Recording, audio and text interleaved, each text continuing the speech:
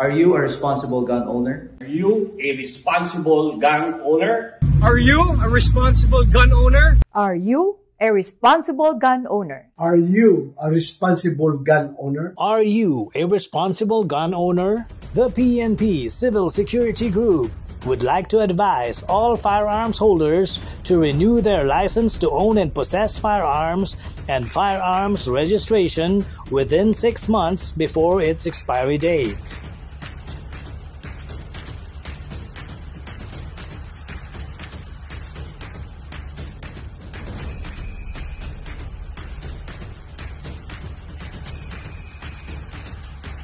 Tumawag na at makipag-ugnayan.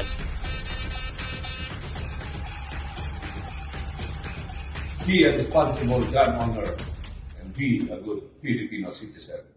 Huwag maging biktima ng expired mong lisensya.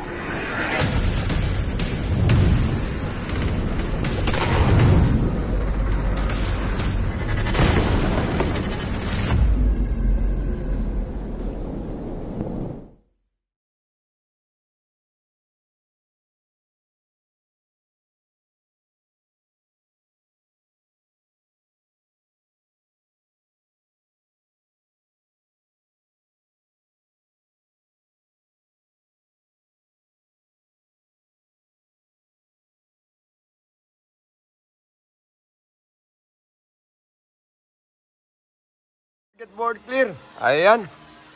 Tomsky firing range.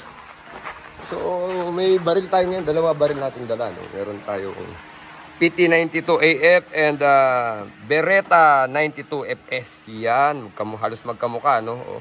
May a little bit difference with the safety. Ang safety po ni PT-92AF ay nandito po sa receiver while Beretta M92FS ay nandito po sa slide. Ayan po yung safety niya at decocker. No? Both of them, their own characteristic. Yung una po yung ating decocker safety. Magkaiba po yung kanilang location. But of course, kung titignan po ninyo, talagang magkamukha po yung baril. Ano? And anyway, for the information of everybody, more than 500 years na po itong gumagawa ng baril. It's almost the oldest gun manufacturer in the world po ang Beretta. No? So ito po yung ating gamit na Beretta M92FS. Now, lagi pong nagkakaroon ng comparison dahil sabi nila hindi naman daw po parehas ang construction ng Beretta M92FS at saka ng 92AF. Pero alam niyo po, kahit hindi po sila magkaparehas, tignan po natin yung mga advantage at disadvantage po nila. No? Or yung kanilang similarity. Para sa akin po, ang pinakamahalaga po yung accuracy at reliability ng baril. Actually, ito po sa PNP at BJMP, ito na po, meron po silang isyong ganito. No? Same thing with Beretta po. No? Siguro po hindi papasa ito sa PNP at BJMP kung hindi naman po high quality itong 92AF natin ito. Okay, let us see. No? Head to head, compare natin yung patama nila. No? So, where's my head here? No? So, tinignan natin kanina yung board. Walang tama yung board. No? Ang una natin gagamitin itong aking Beretta M92FS, M92FS na may dalawang bala. No? So, subukan natin patamaan. Beretta M92FS. Italy. More than 500, almost 500 years of making firearms po ang Beretta. So, ibig sabihin, almost the oldest gun company po sa mundo. No? Alright. Beretta M92FS. Verify natin yung patama. No? So, yan po yung patama ng Beretta M92FS. Nasa 10 meter range tayo. So, subukan naman natin yung ating 92AF, no? So, dalawang bala rin, no? Ayan. Dalawang bala rin. Subukan natin. Kaya po pala ito, kung bibili kayo nito, meron po si Trust Trade available ito, no? Anyway. Maling magasin po yun, ipasok natin, ano? Alright. Let us see. Beretta Taurus PT-92AF. Tingnan natin. Tama. Verify.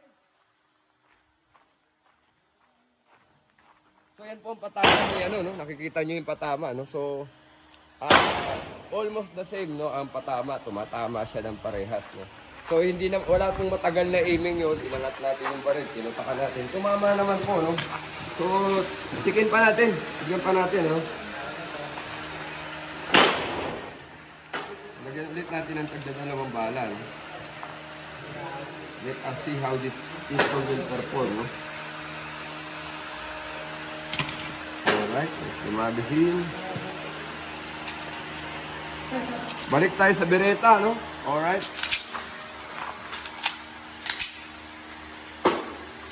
Hop. Tara, hindi makirap. Naku. Waling magazine na naman yung ginamit ko. Commercial lang po yun, ano? Ito, magazine ng Beretta, no? Okay.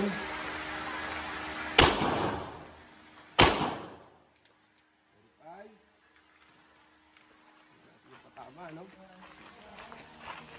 So yun po yung patama ng Beretta, no? Oho. Subukan pa rin natin sa ating 92AF.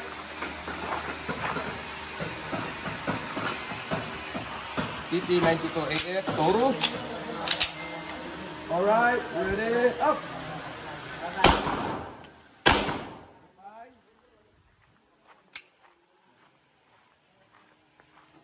So yun po patama, no? Parehas po nagpe-perform ng maayos. Beretta M92FS, Italy, and PT92AF Taurus po na sabi nga nila, replica daw ng Beretta. So which is po, kung may pera tayo, you go for Beretta. Kung wala tayong sobrang budget, why not go for Taurus PT92FS? Magandang hapon po, One Gun Pilipinas. Salamat po, Trust Trade. Magandang hapon po.